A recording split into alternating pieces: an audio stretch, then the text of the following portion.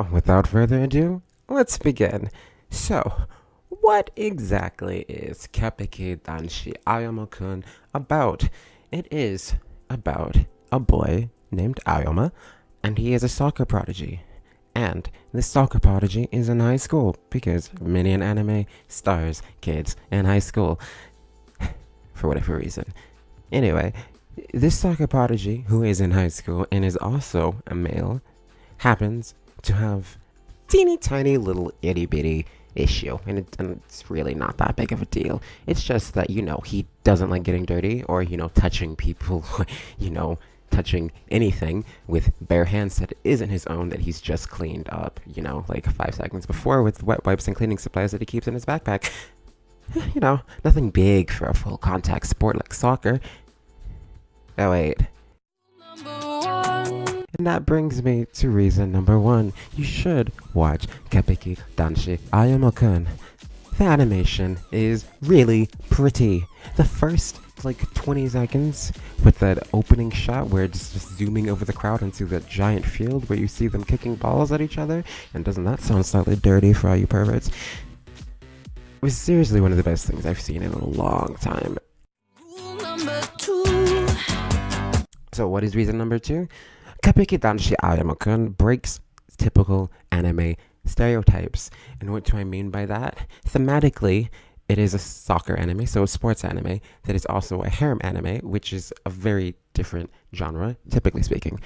And not only that, it takes characters that you usually see in very specific caricatures, and they sort of flip them into new and unusual and refreshing ways. For example, you have Saizen Kaoru, who is sort of the antithesis, the foil to Aoyama-Kun. He is a fellow soccer player on the team, not very good in comparison.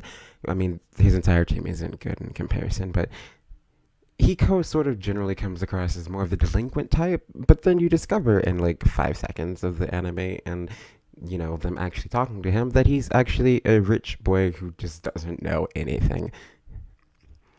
Then they also have the trio, which, the trio is a typical sort of device in which you'll have this group and their comic relief, but the interesting thing is that it's the glasses on the team.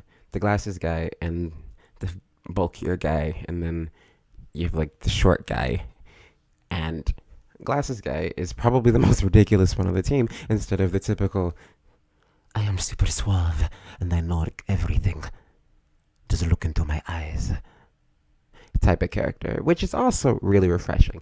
And the third part of why this anime breaks stereotypes is the harem itself, and that is in the fact that the harem is co-ed, and it's very obviously co-ed. Not only does Aoyama-Kun have girls fangirling over him, he has a decent amount of fanboys as well. And, well, I don't know what that says about Aoyama-Kun himself, since generally speaking, anime that have harems sort of only depict the opposite sex because that's the one they're attracted to. So who knows? Maybe there's something there. Maybe I'm reading too deeply into it. But either way, it's entertaining to see a bunch of guys yell, I want to marry Aoyama-Kun, and being just as enthusiastic and watching him play and getting hard eyes. So, baby steps.